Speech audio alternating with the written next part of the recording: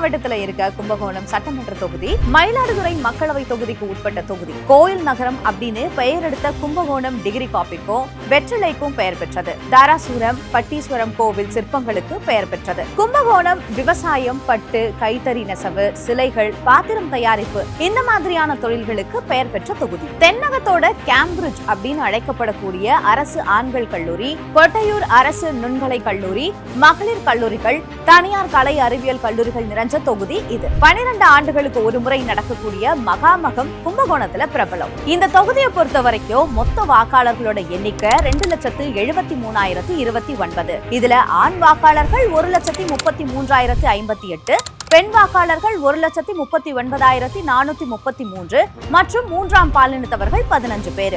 இந்த தொகுதியை பொறுத்த வரைக்கும் திமுக 6 முறை வெற்றி பெற்ற தொகுதி இது. அதிமுக 2 முறை இங்க வெற்றி பெற்றிருக்கு. திமுகவோட கோசி மணி இங்க 4 முறை வெற்றி வேட்பாளரா இருந்திருக்கிறாரு. 2006ஆம் ஆண்டு திமுகவோட கோசி மணி இங்க வெற்றி பெற்றாரு. 2011, 2016ஆம் ஆண்டு தேர்தல்கள்ல திமுகவோட சாக்கோட்டை அன்பழகன் வெற்றி கண்டாரு.